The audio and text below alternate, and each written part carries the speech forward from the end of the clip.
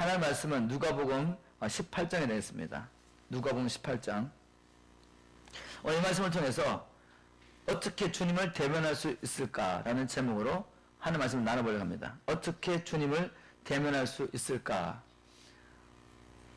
우리가 정말 주님을 기다리는 신부들이라면 주님이 오실 날이 가까울수록 우리 안에 주님을 만나기 원하는 열망, 그 열망이 불같이 일어나겠죠.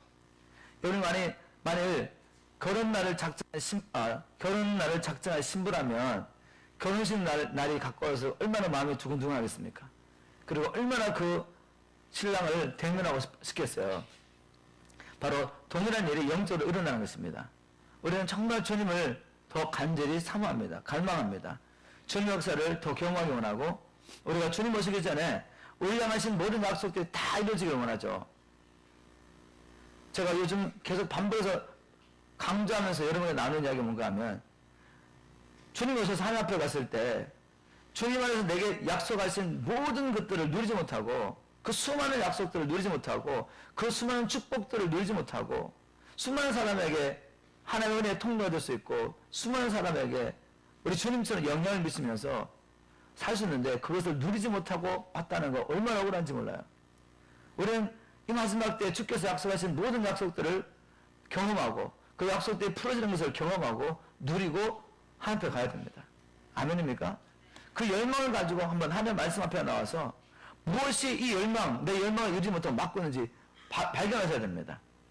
왜냐하면 하나님 편에서는 다 주셨거든요. 자기 아들을 아끼지 않으시고 우리 모든 일을 내어주신 그 하나님께서 그 아들과 함께 모든 것을 주시지 않겠느냐. 우리 하나님 편에서는 우리에게 손을 감출 게 없습니다. 다 주셨어요. 그렇다면 우리가 받지 못하는 이유가 뭘까? 또 우리 안에 이 열망이 있는데 받지 못하는 이유가 뭘까? 오늘 그걸 찾아보는 것입니다. 말씀을 통해 찾아보시는 겁니다. 내가 주님 대면하는 것, 날마다 주님을 만난 것을 막고 있는 것들이 뭘까? 우리 삶 가운데는 엄청난 산들이 있습니다. 나를 들고 있는 산들이 있단 말이죠. 주님을 만나지 못하게. 그 안에 갇혀있으면 아무리 열망을 하셔도 그 산들을 넘지 않고는 만날 수가 없어요. 그 산들을 발견하시고 주님을 대면하시기를 주님으로 축원합니다. 첫 번째 우리가 넘어야 할 산은 저는 이 말씀을 통해서 누가복음 1장 1절부터 8절 말씀을 통해서 불신앙의 산이다 라고 한번 붙여봤습니다. 불신앙의 산. 자, 한번 1절부터 읽으면서 제가 말씀을 나누겠습니다. 누가복음 18장 1절 항상 기도하고 낭망치 말해야 될 것을 저에게 비유로 하여 이렇게 말씀을 시작하셨습니다.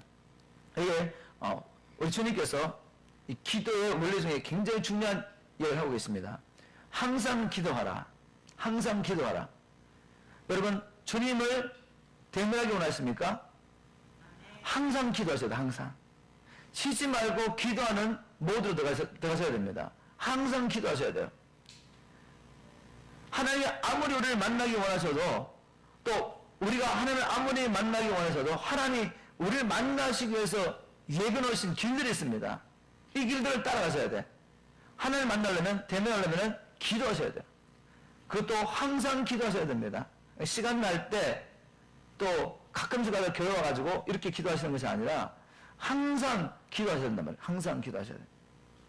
자, 또 왜 또 항상 기도해야 되냐면 우리가 주님을 대면한다고 할 때 그것은 뭐까지 포함하느냐면은 창세전에 예수 그리스도 안에서 우리를 향하여 가지고 계신 주님의 계획들이 이루어지는 것을 경험하는 것까지 포함합니다. 주님의 그 역사 속에 내가 살고 있는 거죠. 하나님 약속하신 그 일들이 이루어지는 것을 보면서 산단 말입니다. 주님을 대면한다는 것은. 자, 그런데 그 주님의 뜻이 이루어지기 위해서 하나님께서 우리에게 주신 또 은혜의 통로가 뭔가 하면 기도입니다. 기도. 기도하지 않는 자는 이것을 경험할 수 없어요. 그래서 예수 안에서 우리 한 사람을 향하여 하나님은 놀라운 계획을 가지고 계시죠. 바울을 향하여 가지고 계신 계획이 우리를 향하여 가지고 있는 계획보다 더 뛰어난 건 아니었어요. 바울이나 우리나 주님께서는 동일하게 놀라운 일을 계획하셨습니다. 그런데 바울은 그것을 경험하고 날마다 주님을 대면하고 경험을 살았고 우리는 그렇게 살고 있지 못하다면 우리 안에 있는 생명의 문제가 있는 것이 아닙니다. 주님이 우리를 향하여 가지신 사랑과 은혜의 차이가 있는 게 아니에요. 그것은 바울은 하나님을 대면한 법을 알고 살았다는 거죠. 자기를 향하여 가지고 계신 하나님의 뜻들을 풀어가면서 그 약속들을 경험해서 사는 법을 알았고 우리는 몰랐다는 것 뿐입니다. 그리고 알았는데도 그것을 practice, 실제적으로 실천하지 않은 그 잘못이죠. 바울은 바로 기도함으로 주님의 뜻을 풀어놨습니다. 그리고 기도하되 항상 기도하는 것이죠. 한 번 기도하고 주님 이렇게 약속하셨죠? 이루어주세요 라고 기도가 끝난 것이 아니라 항상 기도하며 그 약속이 풀릴 때까지 끝까지 기도했다는 것입니다. 또 뒤에 보면은 낙심하지 말아라 말했습니다. 낙심하지 마라. 그런데 이렇게 기도를 하는데 하나님께서 기도할 때마다 우리가 알 수 있는 방법으로 자신을 드러내시느냐? 그렇지 않습니다. 기도하는데 어떨 때는 환상이 보일 수도 있죠. 어떨 때는 주님께서 임재하시면서 우리가 경험할 수 있습니다. 그런데 많은 경우에 그렇지 않을 때가 많다는 거죠. 그래서 하나님 나의 기도를 들어주시나? 정말 이렇게 작심하고 기도하려고 한 달, 두 달, 한 달, 두 달까지 갈 필요 없이 한 일주일 기도했는데 아무런 역사가 없는 것 같아요. 상황이 더 힘들어지는 것 같아요. 그리고 주님 말씀하십니다. 낙심하지 말라는 거죠. 낙심하지 말고 계속 기도하라는 것입니다.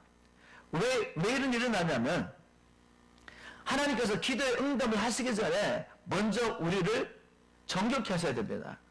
기도 응답을 받고 난 다음에 쓰러지면 안 되잖아요. 예를 들어서 하나님은 우리를 통해서 사도 바울을 통해 하셨던 모든 일을 행하시기 원하십니다. 아니 우리 주님께서 이 땅에 살아계셨을 때 사명자로서 복음을 전하는 자로서 우리 주님이 이 땅에 사실 때 주님께서 허락하셨던 그 모든 역사를 우리에게도 허락하기를 원하세요. 그런데 지금 우리가 정결케 되지 않은 상태에서 욕심이 있고 교만이 있고 시기가 있고 질투가 있는 이 상태에서 그런 역사를 일어났다 한번 생각해 보시라고요. 어떤 일이 하겠습니까? 아마 왕이 될 거예요. 왕. 전부 다 나를 따라하는 거죠. 나를. 그래서 결국 눈에 보는 역사가 나타나는데 다 쓰러집니다. 버림받게 된단 말이죠. 마태복음 7장의 역사가 우리 가운데 일어나지 않는다는 보장이 어디 있습니까? 예수님을 기숙상하고 귀신들도 쫓고 선전도 떴는데 주님 앞에 갔을 때는 이 불법행한 자들아 내 앞에서 떠나가라. 이런 일이 일어나면 안 되잖아요. 그래서 하나님께서 정말 우리보다 더 빨리 정말 이 역사가 나타나기를 얼마나 기다리시겠습니까? 우리를 통해 주님께서 이 땅에 살아있을 때 영원히 추수했던 것처럼 그 일을 이루기 얼마나 원하시겠어요? 그런데 하나님께서 허락을 못하십니다. 아직. 왜? 아직 우리가 준비되지 않았어요. 그래서 하나님 우리를 기다리고 계시는데 우리가 기도하다가 낙심을 본단 말이죠. 낙심. 왜 우리가 항상 기도하지 못할까? 왜 우리가 기도하다가 또 낙심할까? 뿌리를 깊이 들어가 보면 결국은 불신앙이에요. 불신앙입니다. 하나님 그렇게 약속하셨다면 그 약속이 이루어질 때까지 기도해야죠. 왜 중도에 포기합니까? 믿지 않기 때문에 끝까지 기도 못하는 것입니다. 우리가 불신앙을 극복해야 됩니다. 자, 이들부터 읽으면서 다시 더 깊이 제가 말씀을 나누겠습니다. 가라사대 어떤 도시에 하나님을 두려워 아니하고 사람을 무시하는 한 재판관이 있는데 그 도시에 한 과부가 있어 자주 거기에 가서 내 원수에 대한 나의 원한을 풀어주소 하되. 자, 주님께서 우리가 항상 기도하고 낙심하지 말 것을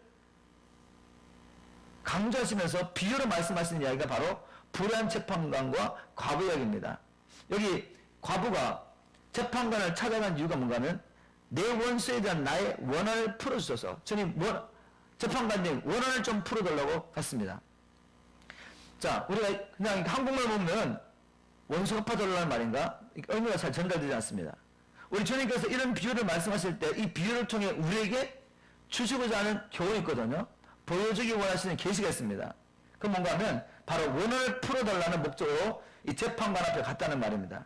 자, 원한을 풀어달라는 말을 NIV에서는 grant me justice against my adversary 이렇게 번역했어요.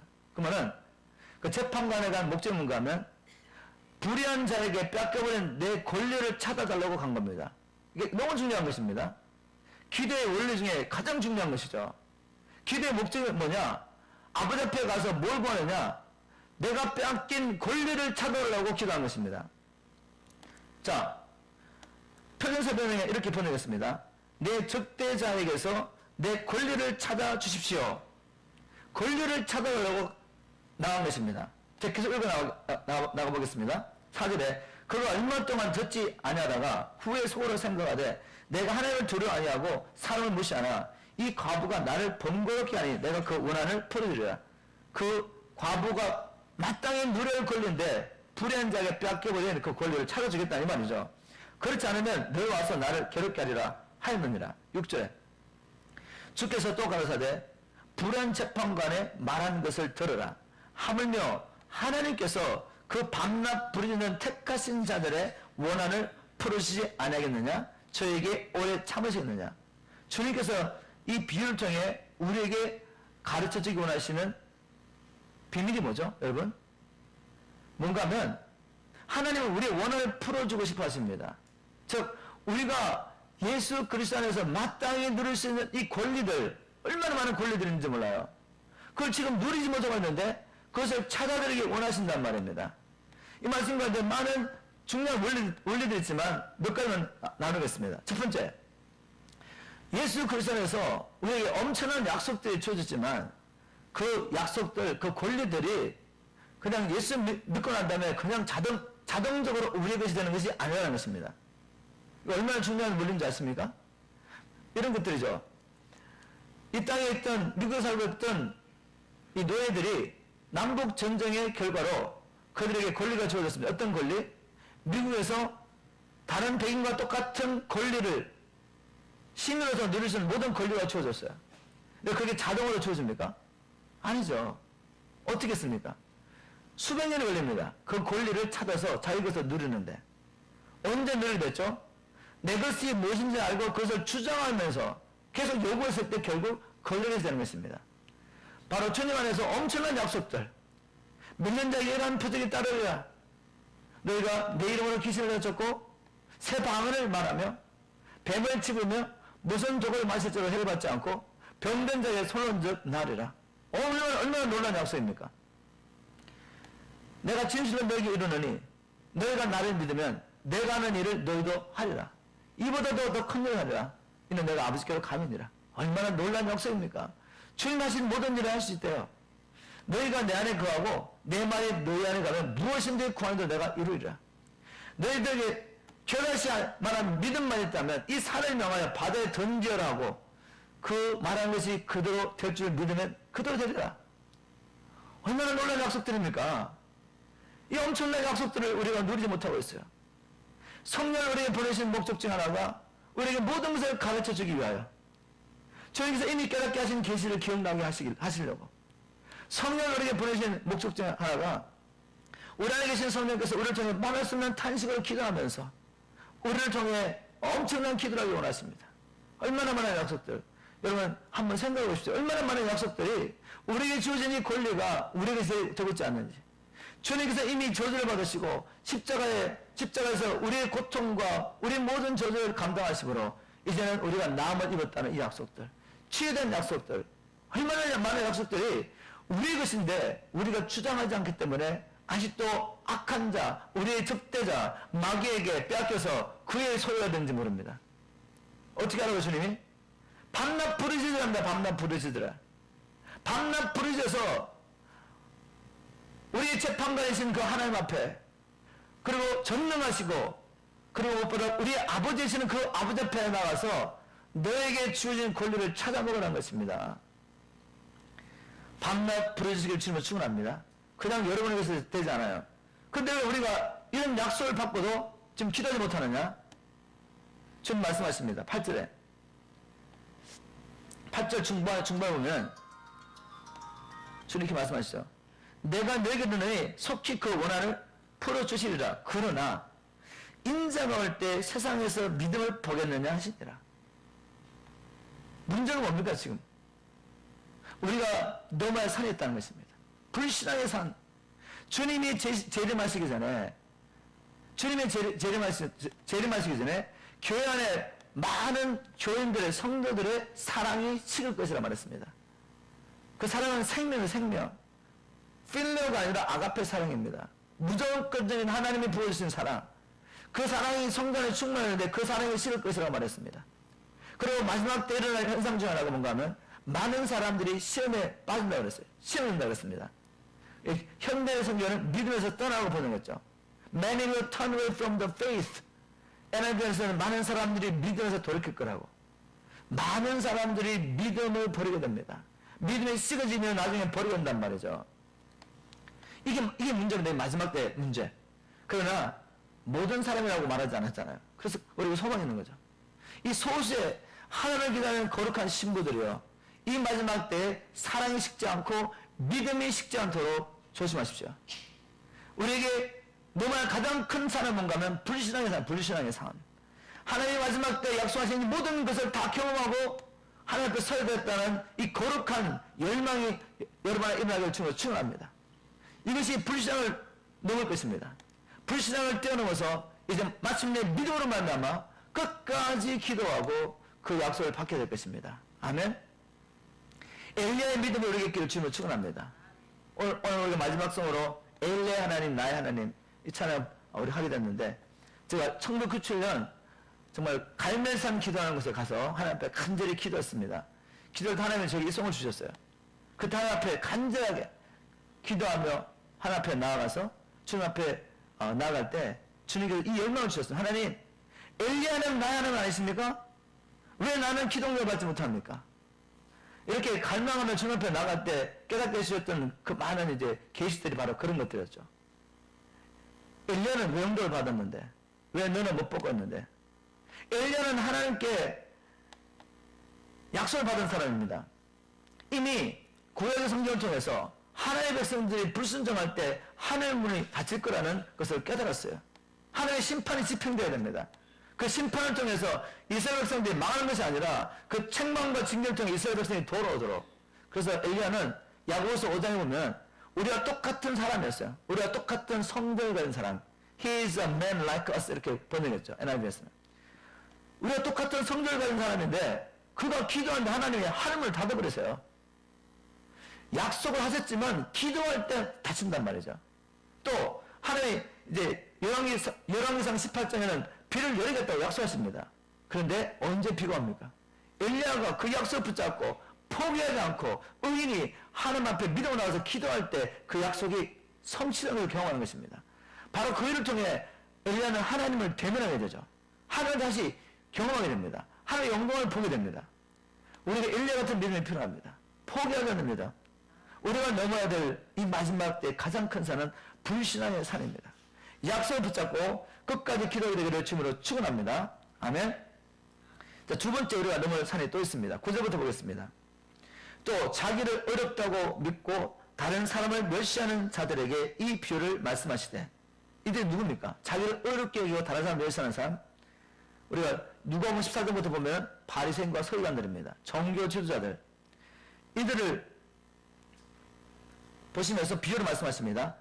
두 사람이 기도하러 성전에 올라가니 하나는 바리새인이요 하나는 세리라. 바리새인은 서서 따로 기도하여 가로되, 하나님이여, 나는 다른 사람들 곧 토색, 불의, 간음을 하는 자들과 같이 아니하고 이 세례와도 같이 아니함을 감사하나이다.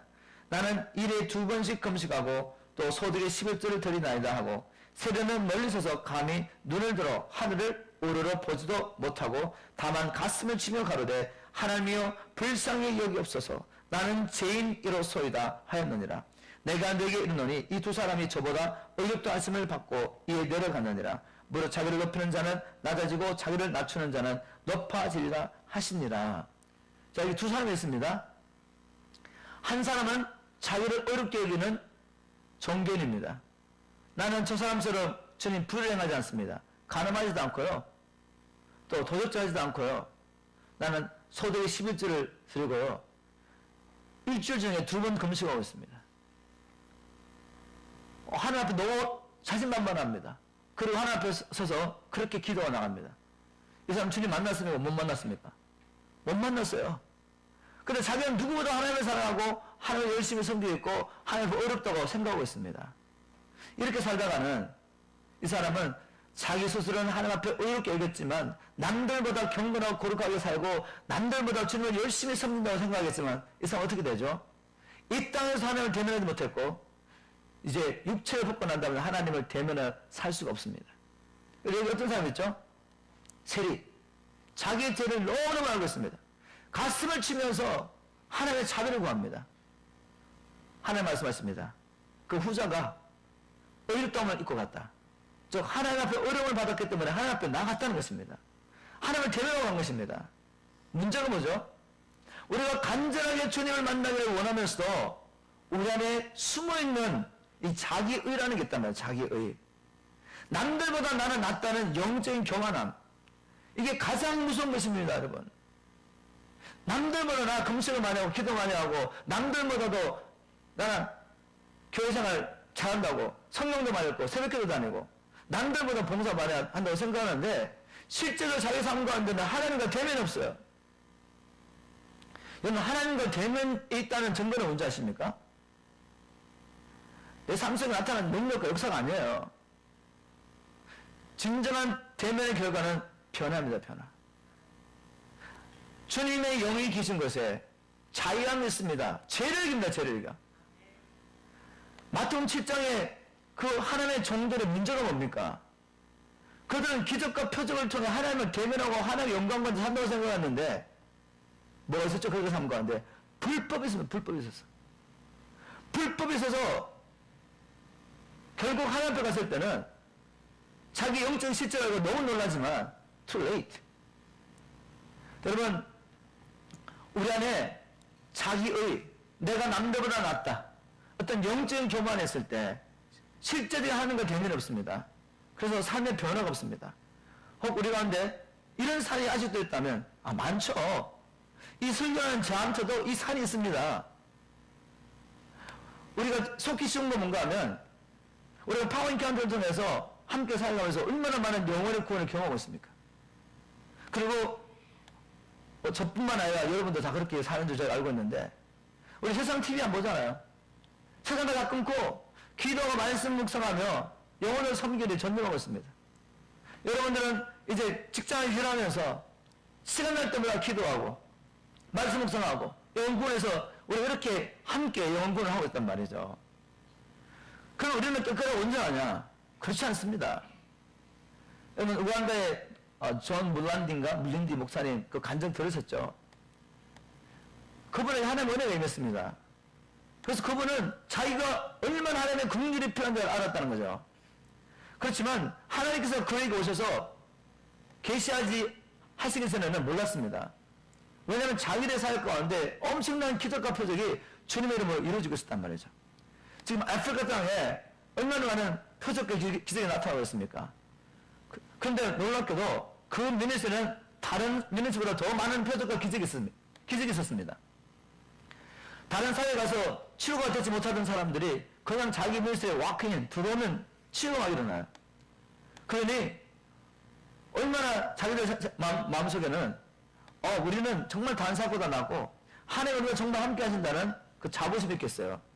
자부심이 있었는데 하나님 앞에 기도하면 회개하라고 말씀하세요.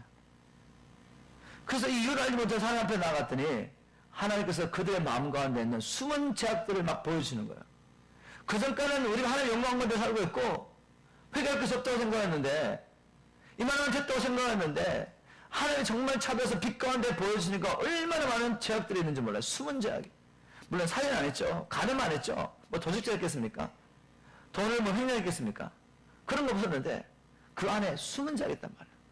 시기가 있고요. 질투가 있고 엄란이 있고 하나님 그걸 보여주시는 겁니다. 이걸 알고 하나님 앞에 가서 몸부림치며 자비를 구하는 자가 하나님을 대면하게 됩니다. 여러분 하나님께서 우리의 눈을 열어주셔서 우리가 얼마나 하나님의 자비가 필요한 존재인 것을 알게 되게 주시면 축원합니다. 저와 여러분 하나님의 자비가 날마다 필요한 존재예요. 우리 안에 얼마나 많은 죄악이 있는 거 여러분 아시잖아요. 이렇게 하나님 쓰임 받고 있지만 우리 안에 처리될 죄악이 있단 말이에요. 그걸 알고 주님 앞에 지금 쓰임 받는 것을 보면서 자만하지 마시고 하나님 우리는 영적인 실체를 알고 있잖아요. 주님 우리가 주님의 자비가 얼마나 필요한 존재입니까? 이렇게 주님 앞에 겸손히 나와서 주의 자비를 구할 때 주님의 자비를 구할 때 정말 주님을 대면하게 됩니다. 그 결과는 자유함과 그리스도의 형상으로 변화받는 진정한 삶이죠. 하나님이 구하시는 그 삶의 열매. 이런 진정한 대면이 저와 여러분의 삶에 있기를 주님을 축원합니다. 그래서 우리가 넘어갈 또 안에 사는 불신앙과 함께 바로 자기의 그리고 영적인 교만, 이것을 넘어야 합니다. 자, 15절부터 또 보겠습니다. 또 하나의 산이 있습니다. 사람들이 예수의 만져주심을 바라고 자기 어린 아기를 데리고 오매 제자들이 보고 꾸짖거늘 예수께서 그 어린 아이들을 불러 가까이 하시고 이르시되 어린 아이들이 내게 오는 것을 용납하고 금하지 말라. 하나님의 나라가 이런 자의 것이니라. 내가 진실로 너에게 이르노니 누구든지 하나님의 나라를 어린아이와 같이 받들지 않는 자는 결단코 들어가지 못하리라 하시니라. 자, 이 말씀을 통해 오늘 주제와 관련해서 한번 말씀 묵상해 보십시오. 무엇이 우리가 하나님을 대면하는 것을 막고 있을까? 여러분, 하나님과 함께 하면서도 피지컬리 주님과 함께 하면서도 주님을 대면하지 못하는 이 제자들을 좀 보십시오. 이 제자들은 주님과 진정한 대면을 이루지 않습니다. 우리가 성령을 을 안에 모시고도 그렇게 간절하게 주님을 만나고 원하는데 대면을 이루지 않아요. 이유가 뭘까? 왜 제자들이 어린 아이들이 주님께 오는 걸 막았을까요? 그걸 알면은 이들에게 또 넘어갈 산이 있구나.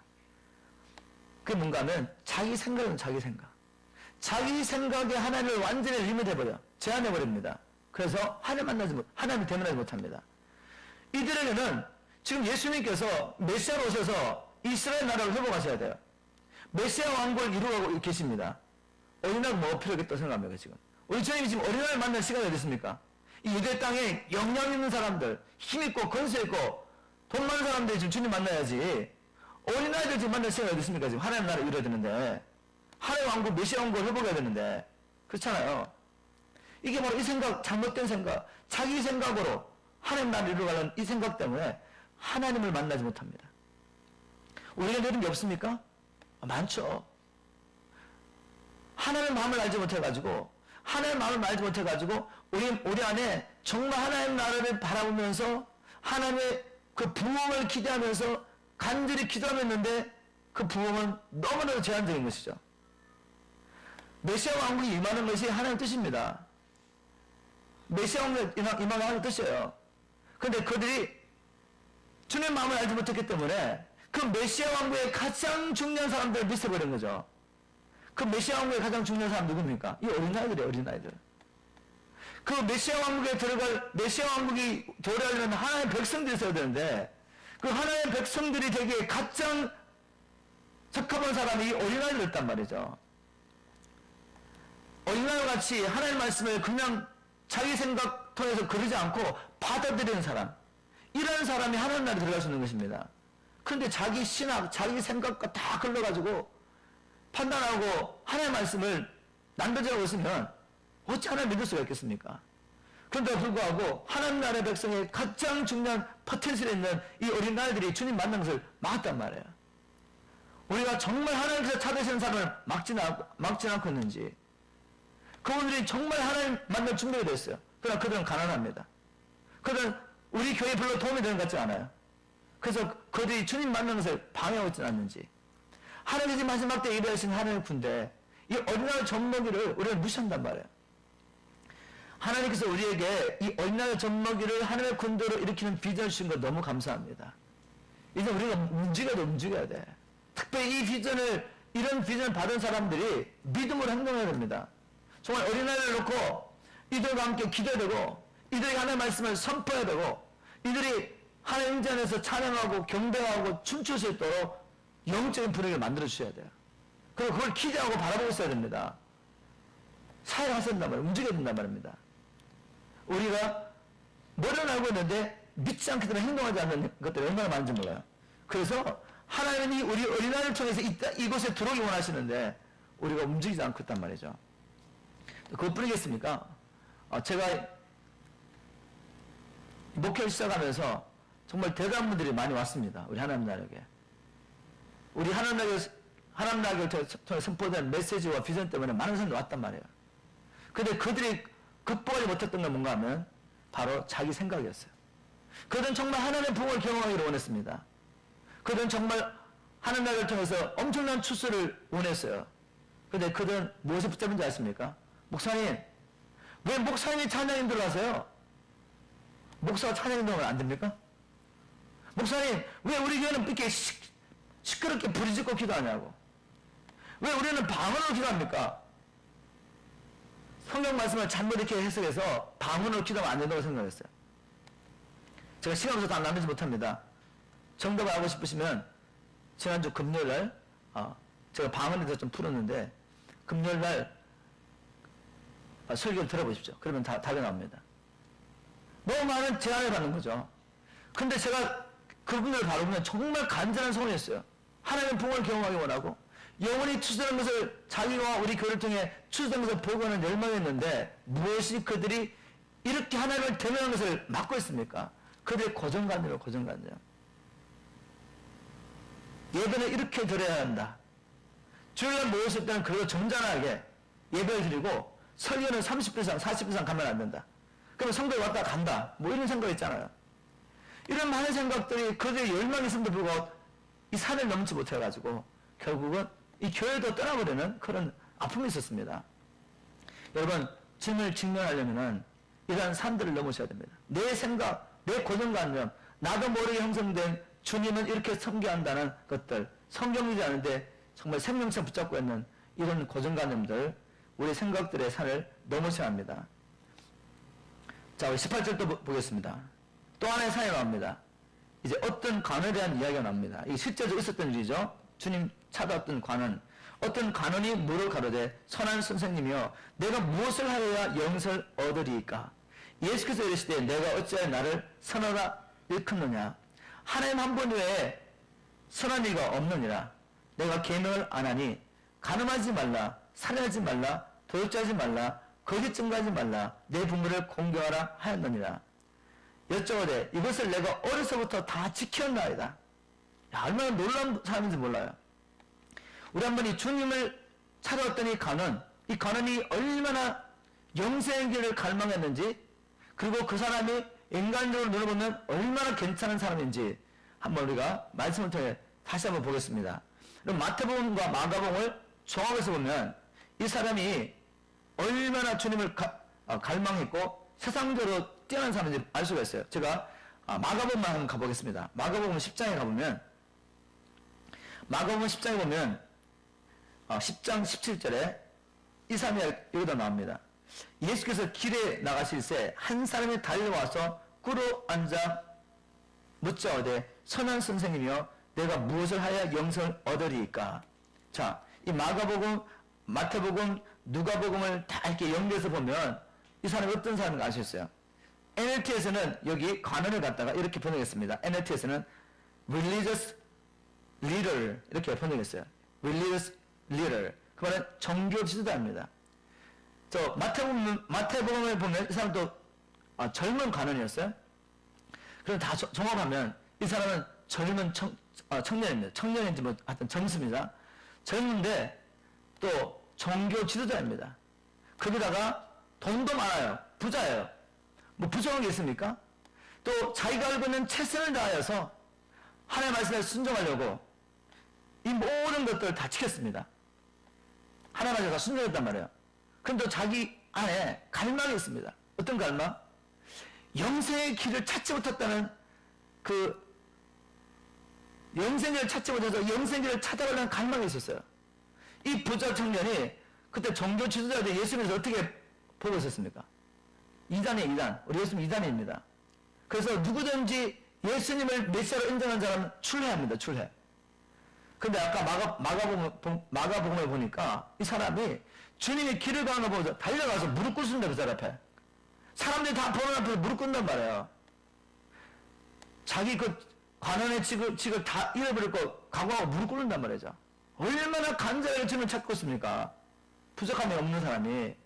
근데 뭐가 이 사람이 지금 주님을 만나는 것을 막고 있습니까? 찾아야죠, 그게. 돈이요, 돈. 세상을 사랑함, 물질을 사랑함이 그 사람의 갈망을 이루지 못해 막고 있습니다. 자, 우리 주님이 이렇게 말씀하셨습니다. 22절에 예수께서 이 말을 들으시고, 주님 그거 다 해냈는데요? 예수께서 이 말씀을 들으시고, 내가 오히려 한 가지 부족한 것이 있으니, 내게 있는 것을 다 팔아 가난한 자들을 나눠주라. 그리하면 하늘에서 보화가 내게 있으리라. 그리고 와서 나를 쫓으라 하시니 그 사람이 큰 부자인 고로 이 말씀을 듣고 심히 근심하더라. 예수께서 저를 보시고 가라사대 재물 있는 자는 하나님의 나라에 들어가기가 어떻게 어려운지 약대가 바늘기로 들어가는 것이 부자가 하나님의 나라에 들어가는 것보다 쉬우니라 하신대 듣는 자들이 가로되 그런즉 누가 구원을 얻을 수 있나이까? 가라사대 무릇 사람이 할 수 없는 것을 하나님은 하실 수 있느니라. 베드로가 여짜오되 보옵소서 우리가 우리의 것을 다 버리고 주를 쫓았나이다. 이르시되 내가 진실로 내게 이르노니 하나님의 나라를 위하여 집이나 아내나 형제나 부모나 자녀를 버린 자는 검세에 있어 여러 배를 받고 내세에 영생을 받지 못할 자가 없느니라 하시니라. 자, 이 말씀을 통해서 보면 부자가 어떤 산을 못 넘었죠? 재물이 많았어. 재물이 많아서 그 재물을 버리지 못하고 그 주님을 쫓는 일에 실패해버립니다. 자, 우리 여기서 한 가지 짚어하고 싶은 게 있습니다. 그게 뭔가 하면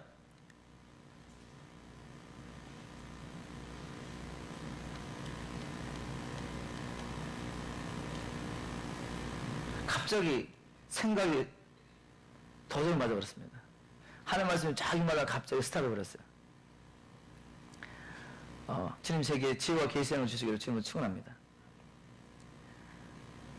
부자가 넘어야 산 재물인데 기억났습니다.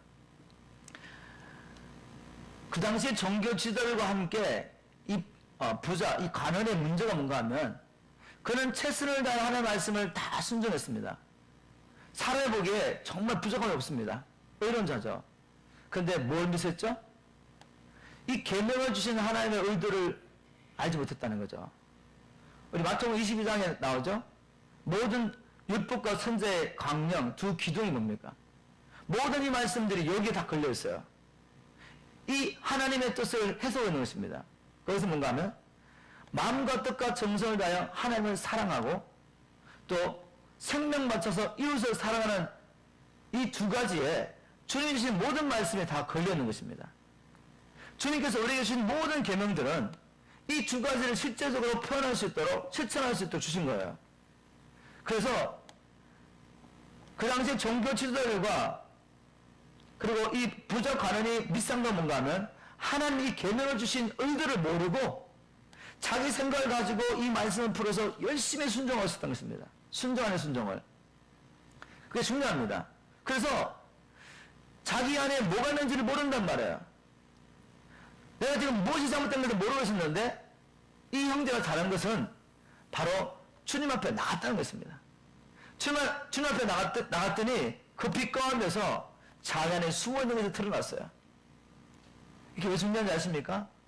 여러분 그 갈망을 가지고 주님 앞에 계속 나가십시오. 나갈 때 주님께서 보여줄 것입니다. 너는 지금 아직도 이 세상을 이렇게 사랑하고 있다는 걸 보여주실 거예요. 네가 그렇게 나를 만나려고 갈망하고 있는데 너는 세상을 사랑하면하는 돈을 사랑하면하는 명예를 사랑하면하는 사람으로부터는 칭찬을 사랑하는 그 세상의 것에 다 막혀가지고 나를 만나지 못하고 있다는 걸 보여준단 말이에요. 그런데 주님 앞에 나가기 전에는 자기 안에 그런 것이 있는지를 알 수가 없어요. 여러분 주님 앞에 나가는 게 상책입니다. 나가서 보여주시면 이제 버려야 되는데 이 부자는 버리지 못했습니다. 그가 얼마나 돈에 묶여는 아시겠죠? 재물에 묶여는 아시겠죠? 지금까지는 주님을 만나기 원하는 영생들을 알기 원하는 갈망보다는 재물을 사람이 더 강합니다. 그래서 그는 근심하며 돌아간단 말이에요. 이 형제가 나중에는 주님 앞에 왔지 않나 저는 생각합니다. 혹 여러분 가운데 이런 산을 넘지 못하여 여러분의 갈망이 있으면 주님 만나고 싶어요. 그래서 이런 데 와서 주님 앞에 간절히 기도하고 성경도 보는데 여전히 세상을 사랑해요. 세상 것들을 바라보면서 그 세상의 것을 통해 기쁨을 누리고 있습니다. 그래서 못 만나는 것입니다. 여러분 더 늦기 전에 결단을 하셔야 되지 않겠습니까? 철저하게 이제 세상의 사랑을 내려놔야 됩니다. 무엇보다도 돈에 묶이면 안 돼요. 누가복음에 나오고 마태복음에 나오지만 우리 주님께서 이렇게 말씀하십니다. 재물과 하나님을 겸하여 섬길 수 없다. 재물을 사랑하는 자가 왜 천국에다가 그렇게 힘든지 아시겠죠? 낙타가 바늘기로 들어가는 것보다 힘들다 그랬어요. 그만 결코 못 들어간단 말입니다. 재물을 버리기 전에는 절대로 못 들어갑니다. 세상을 사랑함을 버리기 전에는 천국 못 들어간단 말이에요. 결단하셔야 돼요, 결단. 왜 그렇습니까? 하나님이 이 재물을 하나님과 동등해 놓고 이렇게 말씀하십니다. 재물과 하나님을 겸하여 섬길 수 없다. 재물지에는 세상에 임금이 있습니다. 마귀가 있어요, 마귀. 마귀가 이 재물, 돈을 가지고 사람을 이렇게 컨트롤하고 있단 말이죠. 이 마지막 때 돈을 사랑하는 다 넘어지게 되어 있습니다. 놀랍던 사람은 종교 지도자인데 종교 지도자가 하나님보다 돈을 더 사랑하고 있으니 하나님을 대면할 수가 없죠. 목회자들이 물질적으로 부유해져 가지고 돈을 사랑하는 죄에 빠지면 큰일 납니다. 큰일 나. 그 말은 부를 가지고 있는 것 자체가 죄는 아니에요. 이 부가 있어야죠, 여러분. 나중에 오면은 이 주를 위해서 버리면 어떻게 된다고 했죠? 금생에서도 여러 배를 받는다고 말했습니다. 주를 위해서 우리가 버리면은, 무엇인지 버리면은 이 세상에서도 여러 배를 받습니다. 왜요? 물건이 있어야지. 영원을 구원하니까. 근데 더 이상 이 부가 재물이 나의 주인이 아니에요. 나를 컨트롤할 수 없습니다. 재물을 쫓아갈 것이냐, 재물을 쫓아갈 것이냐 결정을 해야 될 때 어떻게 합니까? 당연히 재물을 내려놓죠. 그리고 주님 쫓아가는 거죠. 이런 사람은 주님이 재물을 주십니다. 제가 부족하지만 간증을 잠깐 드리겠습니다. 제가 1991년에 주님께서 저를 전임사로 불러주셨어요. 그리고 계속 이제 평신도로 살아가고 있는데 1994년에 주님이 제게 이렇게 초청하셨습니다. 어떤 초청하셨냐면, 너 이제 세상 일을 다 내려놓고 직장 다니까지 다 내려놓고 나를 쫓아올 수 있겠느냐. 직업 그만두라는 말이에요. 지금 우리가 지금 제가 하나님 일을 통해서 지금 생계를 유지하고 있습니다. 고민했습니다. 하나님 앞에. 하나님, 제가 얼마나 이 직장 생활하면서 주님 생활할 수 있는데 주님, 제가 막 하나님하고 딜을 하고 있더라고요. 그런데 주님께서 계속 말씀하셔가지고 6개월 만에 이제 결정을 하고 6개월 만에 결정을 하고 이제 직장을 그만뒀습니다. 이제 인컴이 없습니다. 저는 인컴이 없는데 그때부터 지금까지 주님께서 저의 모든 필요를 채워주셨습니다. 정말 제가 재물을 주님 앞에 내려놨더니 제가 먹고 사는 것 이상으로 주님이 저를 하시더라고요. 복음을 위해서 제가 어디를 가든지 주님께서 모든 필요를 채워주셨습니다. 우리 자녀들과 가족들이 제가 벌써 이미 2번 정도 단기 선교를 다녀왔습니다. 어떤 데는 한 2개월씩 갔다 오고, 어떤 데는 한 3주, 2주 이렇게 다녀왔는데, 그 돈이 많이 들잖아요. 한 번 갈 때 아마 몇만 불 들걸요? 근데 우리가 몇만 불 쌓아놓고 직장 생활하는 사람은 거의 없을 거예요. 그래서, 예를 들어서, 정말 단기 선교를 가고 싶어요. 그것도 패밀리가 다 같이 가고 싶습니다. 근데 동경하면 못 가잖아요. 저는 돈이 없으니까 계산을 못 합니다. 단지 하나님의 음성을 듣는 거죠. 너 이제 6개월 동안 훈련 좀 받고 단기선 갔다 와라고. 그럼 전 돈이 없잖아요. 그럼 누가 있죠? 우리 주님이 계시잖아요. 내가 이미 내 물질을 주님 앞에 다 내려놨기 때문에 기도하는 거. 주님, 가시라고 말씀하셨으면 돈을 주세요. 돈이 들어오시는 거죠. 돈이 오십니다. 이렇게. 돈이 와서 다 쓰고 남을 정도로 주시더라고요. 항상. 저는 이 비밀을 발견했습니다. 여러분이 이 산을 넘어시기를 주님으로 축원합니다. 이 마지막 때 마귀가 이 돈을 가지고 먹고 사는 문제를 가지고 우리를 얽어맬 계획을 갖고 있고 지금도 그렇게 역사하고 있어요. 여러분 한번 생각해 보십시오. 주님을 더 깊이 경험하셨는데 뭐 때문에 묶였는지 못 사는 말이에요. 먹고 사는 문제 아니에요? 이건 돈 아닙니까, 여러분들? 근데 결단하고 하나님 말씀하실 때 순종해서 지금 내가 돈 벌러 안 가면 안 될 것 같은데도 한번 주님 앞에 한번 와보시라니까요. 주님 한번 쫓아와보시라고요. 그럼 이제 돈을 부리게 됩니다. 나는 내 노력으로 벌 수 없는 돈이 들어온단 말이죠. 만약 여러분이 이 물건을 가지고 하나님을 섬기는 것에 부심이 있다면 다 안 내려놨는데 어떻게 돼요? 여러 배를 주십니다. 왜? 그게 은사니까. 저는 그게 은사가 아닌데도 주님께서 저뿐만 아니라 다른 사람을 섬기기까지 이 물질을 주세요. 이게 비밀이란 비밀. 이 산을 넘으시기를 주님으로 축복합니다. 자, 31절 보십시오. 31절. 또 다른 산이 있습니다. 예수께서 12제자를 데리시고 이르시되 보라 우리가 예루살렘으로 올라가느니 선지자들과 기록된 모든 것이 인자에게 응하리라. 32절 인자가 이방인들에게 넘기고 희롱을 받고 능력을 받고 침뱉음을 받겠으며 저희는 채찍질하고 죽일 것이니 저는 3일 만에 살아난다 하시되 제자들이 이것을 하나도 깨닫지 못하였으니 그 말씀이 감추였으므로 저희가 그 이르신 바를 알지 못하였더라. 자, 이 말씀 가운데 또 하나의 산이 있습니다. 여기서 이제 제자들이 주님을 대면하는 방법은 뭔가 하면 주님 말씀하신 것이 계시로 깨달아지는 것인데 지금 주님을 대면하지 못하고 있습니다. 주님이 지금 이렇게 설명해 주시는데 뭐 힘든 거 있습니까 여러분? 그럼 뭐가 힘듭니까? 이미 성경에 다 메시아가 와서 권한받을 걸 다 예언했고 주님께서 친히 그 말씀을 인정하면서 구체적으로 나 지금 예루살렘 올라가는데 예루살렘 올라가면 종교 지도자들에게 핍박을 받고 죽을 거다. 그런데 3일 만에 부활할 거야. 뭐 힘든 이야기 있습니까 여기? 너무 쉽잖아요. 근데 그게 감췄대요 저희들에게. 지금 계시를 통해 계시가 깨달아짐으로 주님을 대면하지 못하고 있습니다. 이유는 뭐죠? 어떤 산을 못 넘었죠? 자기 야망의 산. 내 야망의 산, 야망의 산. 메시아 왕국을 기다리며 도래를 기다리고 있습니다. 이들이 모든 걸 버리고 주님을 쫓아가는 헌신이 있습니다. 희생이 있습니다. 그런데 그 안에 뭐가 딱 숨어있죠?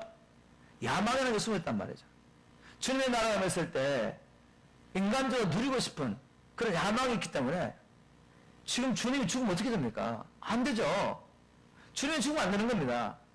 그래서 분명한 말씀을 하는데 불구하고 물론 또 그들이 붙잡고 있는 게 메시아 왕국이 성경적이 아닌 것도 아니에요. 그런데 하나님의 말씀을 온전히 깨닫지 못합니다.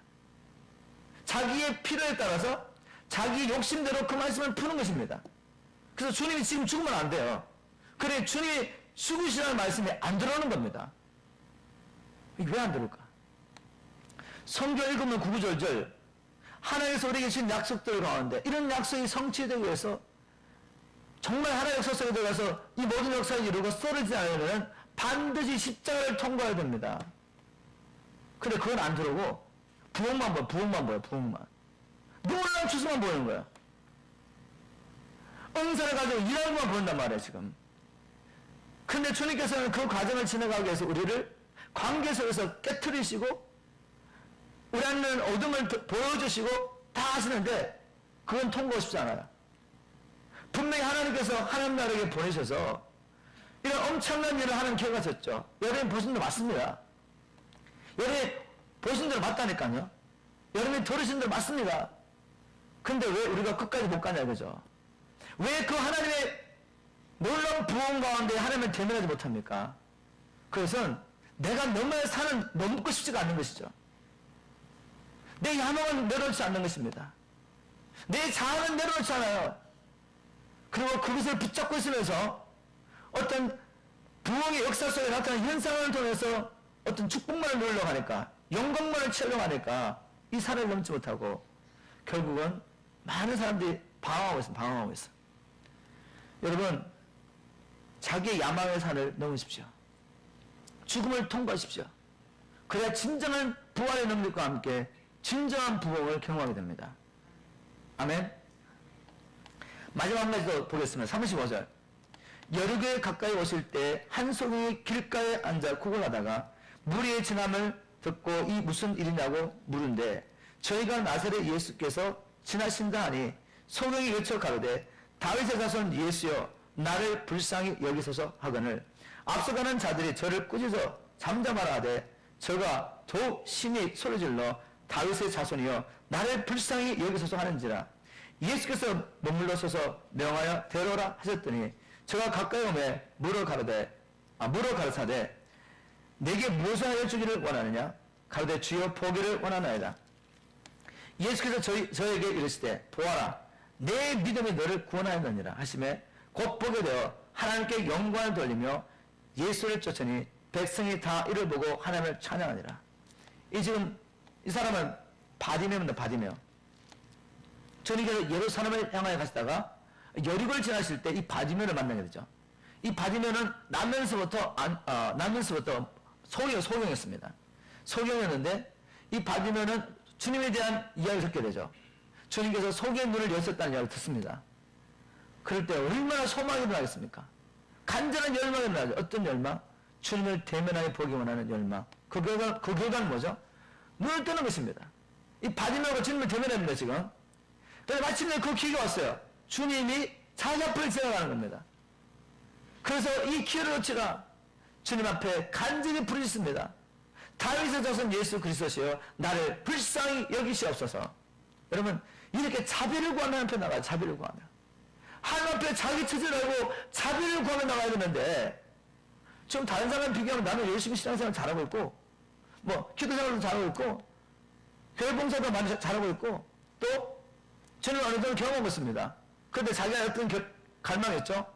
이것으로 만족하지 못하는 갈망이 있죠. 주님 더 깊이 주님을 알기 원합니다. 그건 성령의 역사입니다. 너무 좋은 것이죠.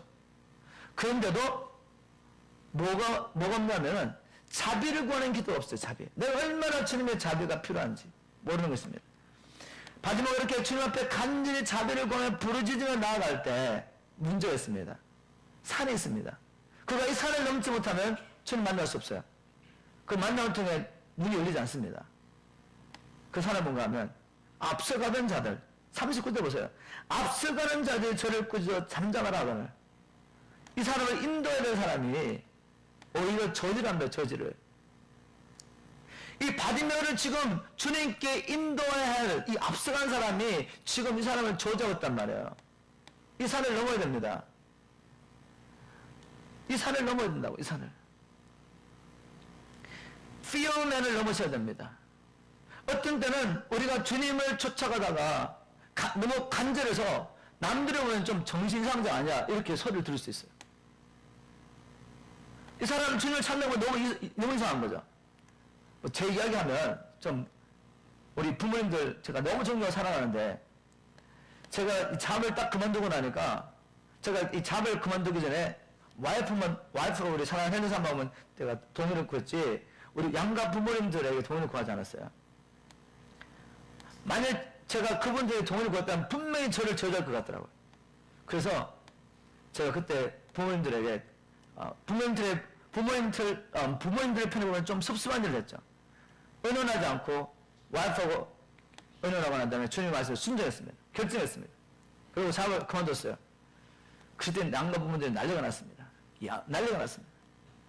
아니 너는 어떻게 살려고 아무리 믿음이 좋다고 그러지만 그렇게 하냐. 막 혼을 내시더라고요. 그래서 제가 하나님께서 돌의 백합을 입으시고 공중의 새를 먹이시는데 우리를 안 먹이시겠냐고. 그랬더니 야 공중의 난새가 집회문 타야 되냐? 병원에 갈 일 있냐고. 공중의 난새가 너는 병원도 가고 애도 지금 배가 있는데 어떻게 할 거냐고 막 물어버리셨어요. 저는 당연히 그분들이 박수를 치면서 정말 믿음을 경배할 줄 알았는데 그러셨어요. 근데 그분들은 뭐가 앞섰죠? 인간적인 자식을 향한 사랑이 앞선 거예요. 그죠? 뭐 나쁜 의도가 아니었지만 어떨 때는 사랑하는 남편과 아내가 우리를 저주한단 말이에요. 미친 사람처럼 보이고 쟤는 어떻게 예수 믿어 저렇게 믿냐고 이렇게 생각하셨잖아요. 근데 그것을 극복하셔야 돼요. 극복하셔야 돼요. 그런데도 불구하고 미친 듯이 부르짖는단 말이에요. 하나님 앞에. 그런데도 불구하고 미친 듯이 주님을 찾아가셔야 됩니다. 왜? 내가 원하는 것은 주님을 대면하는 것입니다. 그 외에는 더 만족이 없어요. 그때 뚫고 지나가잖아요. 주님이 들으시고 부르십니다. 그래서 그 눈을 열어주는데 결국 이 바디메오가 이 산을 어떻게 넘었죠? 42절에 보면 예수께서 저에게 이르시되 보아라 내 믿음이 너를 구원하였느니라. 믿음이다. 믿음. 모든 산을 넘을 수 있는 것은 흔들리지 않는 믿음이죠. 우리 주님을 대면하면 이건 해결된다. 주님 외에는 나는 소망이 없다. 그 흔들리지 않는 믿음으로 바디메오는 이 산을 넘었습니다. 그리고 그 산을 넘고 나니까 이제 어떻게 됐죠? 바디메오가 하나님께 영광을 돌렸을 뿐만 아니라 바디메오가 하나님께 영광을 돌리고 주님을 쫓아갔을 뿐만 아니라 백성의 이를 보고 하나님을 찬양하니라. 이제 여러분들에게 야 너 미친 거 아니야? 너무한 거 아니야? 막 이렇게 하던 사람들이 결국 하나님을 찬양하게 됩니다. 그들은 그것을 인정해야 된단 말이죠. 우리 부모님들이 지금 제게 네가 그때 1994년에 결정을 잘못해가지고 우리 자식들, 손자, 손녀들 다 고생시켰다고 말씀하신 분 한 분도 없습니다. 왜요? 하나님이 저를 철저하게 책임져 주셨거든요. 철저하게 책임져 주셨습니다. 이런 일이 일어날 것입니다. 산을 넘으십시오, 산을. 말씀 뵙겠습니다. 우리 안에 정말 주를 대면하기 원하는 갈망들이 더욱더 불같이 일어나기를 저는 소원합니다. 우리가 이제 장소를 다른 곳을 옮기면서 새롭게 하나님께 새해를 행하실 텐데 우리 안에 이 열망이 불같이 일어나기를 주님을 축원합니다. 이제 때가 얼마 남지 않았고 하나님의 약속대로 부흥은 일어날 것입니다. 우리는 파운키한테 살 때 더 많은 추수를 하게 될 것입니다. 이번 여름에 보십시오.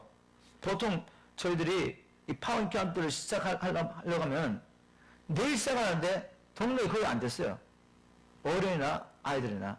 근데 이번 아이들 보니까 벌써 몇 주 전에 40명 돌파하고 지금 75명 이상 돌파했어요. 너무 많이 해도 사실 힘듭니다, 저희들이. 70명 정도 가장 좋죠. 그런데 지금 한 90명까지 돌파할 것 같아요. 근데 왜 이런 일이 날까? 때가 가까웠다는 거죠. 한국에서는 뭐 벌써 열렸지만 미국에서 열리고 있지 않다가 막 열린단 말이죠. 때가 가까웠습니다. 이제 때가 가까워서 우리가 돌파가 일어나, 돌파가. 여러분 삶 가운데 돌파가 일어나고 지금 축원합니다. 불신앙의 산을 넘으십시오. 자기 생각, 자기 야망의 산을 넘으십시오. 그리고 이제 사람들 두려운 것을 넘으십시오. 그럼 주님을 경험하기 시작합니다. 주님을 경험하게 되기를 주님으로 축원합니다. 기도하겠습니다. 주님, 고마우신 주님 감사합니다. 우리가 말씀을 통해서 우리가 이렇게 간절히 주님을 만나기를 원하면서도 우리 삶 가운데 있는 이 많은 산들을 우리가 보지 못하여서 이 산을 넘지 못하여서 우리가 아직도 주님을 대면하지 못하고 있는 것을 알게 되었습니다. 우리 삶 가운데 세상은 사랑이 있습니까? 자기 사랑이 있습니까? 이런저런 수많은 산들이 있습니까, 주님? 그럼에도 불구하고 우리가 주님 앞에 나가는데 실패하지 않게 도와주십시오. 주님 앞에 나갈 때 주님께서 친히 이 산들을 보여줄 것이며 우리가 이 산을 넘기 위하여 마음을 작심한다면 주의 성령께서 우리에게 능력을 주셔서 능히 이 산을 넘게 하실 것을 믿습니다. 자기 아들을 아끼지 아니하시고 우리를 위해서 내어주신 그 주님께서 아버지께서 그 아들과 함께 모든 것을 우리에게 은사로 주기를 얼마나 사모하시는지요. 우리에게 주님 안에서 수많은 약속들이 있습니다. 주님이 이 약속들을 다 누리고 주님 앞에 서기를 원합니다. 이 약속들을 다 이루고 우리가 이 땅에서 주님을 영원하게 하기를 원합니다. 주님, 산들을 넘을 수 있는 믿음을 주십시오. 산들을 넘기 위하여 오늘 이 시간에 결단하게 하시고 어떠한 대가를 지불하고도 이 산을 넘기 위하여 우리가 모든 대가를 지불하게 도와주십시오. 주님, 그리하여서 우리가 주의 영광을 보길 원하고 우리가 열방의 축복을 통과되기를 간절히 소원합니다. 감사함을 주 예수 그리스도로 간절히 기도합니다. 아멘.